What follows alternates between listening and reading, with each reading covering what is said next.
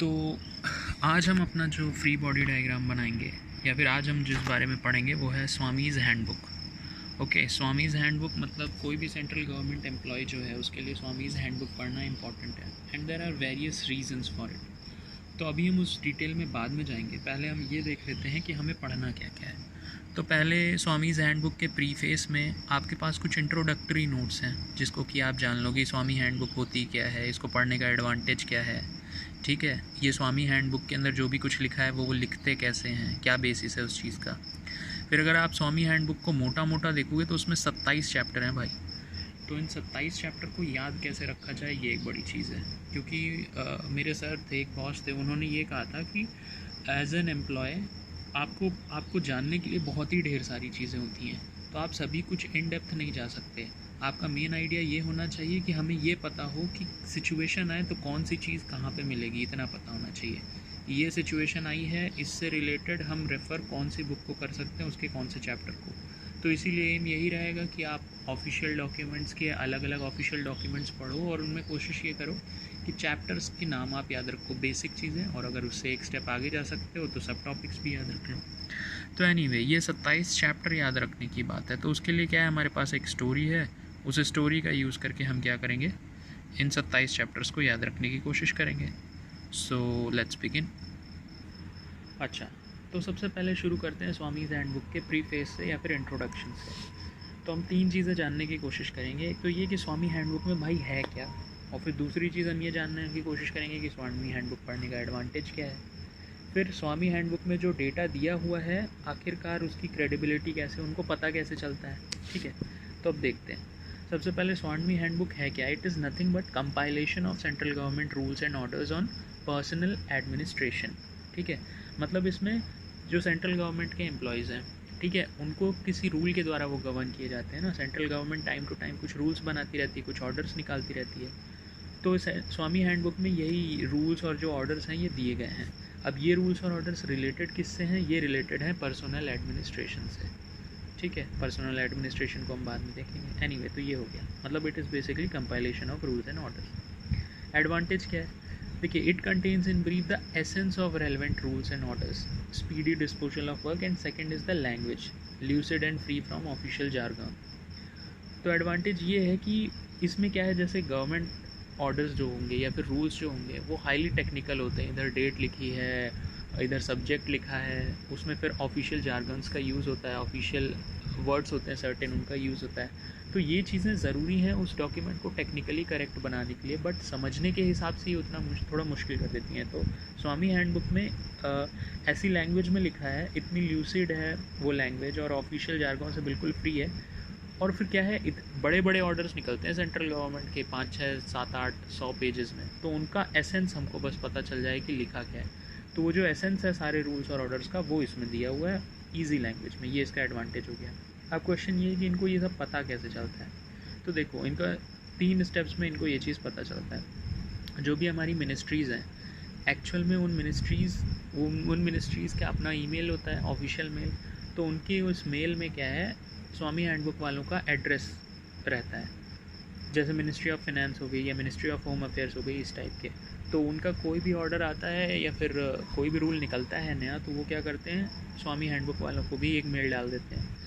तो अच्छा ठीक है, अब मेल आ गया आपके पास, लेकिन अब ये है कि वो है तो भैया ऑफिशियल ऑर्डर ही, तो उसके लिए उसी तरह के लोग चाहिए जो उस चीज़ को समझ सकें, उन रूल्स को इंटरप्रेट कर सकें। तो इसलिए स्वामी हैंडबुक वालों ने क्या बनाया, एक एडिटोरियल बोर्ड बनाया हुआ है। तो उस बोर्ड में जो भी मेंबर्स होते हैं ना, they are well versed in rules and regulation. उन्हें पता है कि रूल्स और रेगुलेशन को इंटरप्रेट कैसे करना है।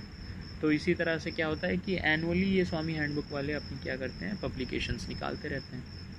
तो here you understood about the preface या फिर बोला जाए इंट्रोडक्शन। ये ख़त्म हो गया आपका, स्वामी हैंडबुक होती क्या है, एडवांटेज क्या है, और उनको कैसे कंपाइल करते हैं इन चीज़ों को। नेक्स्ट हम आ जाते हैं किस पे, नेक्स्ट आ जाते हैं स्टोरी पे, कि इसको कैसे देखा जाए। तो स्टोरी क्या है भाई, स्वामी हैंडबुक मैंने अभी आपको बताया कि ये क्या है, सेंट्रल गवर्नमेंट के रूल्स और ऑर्डर्स हैं बेसिकली। तो क्वेश्चन मतलब ये हुआ कि जो भी ऑफिस में जा रहा है बंदा, सेंट्रल गवर्नमेंट का एम्प्लॉय, उसी से रिलेटेड है।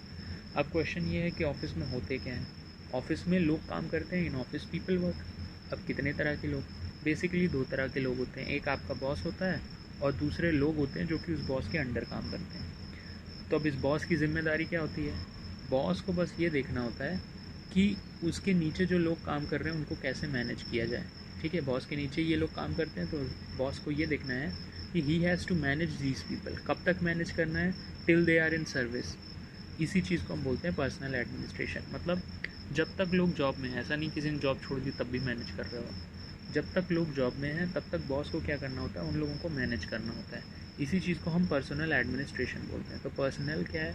पर्सनल का मतलब होता है people employed in an organisation, और एडमिनिस्ट्रेशन का क्या मतलब होता है? एडमिनिस्ट्रेशन मतलब मैनेज करना। तो पर्सनल एडमिनिस्ट्रेशन, किसी ऑर्गेनाइजेशन में जिन लोगों को एम्प्लॉय किया है उनको कैसे मैनेज करना है, यही पर्सनल एडमिनिस्ट्रेशन होता है। लेकिन आप तभी तक उन किसी लोगों को एडमिनिस्टर कर सकते हो, मैनेज कर सकते हो जब तक वो सर्विस में है ना। सर्विस के बाद थोड़ी करोगे। तो सर्विस में अगर कोई बंदा है तो सर्विस में 3 स्टेजेस होती हैं। एक, जब वो बंदा उस सर्विस में घुसता है, दैट इज़ जॉइनिंग।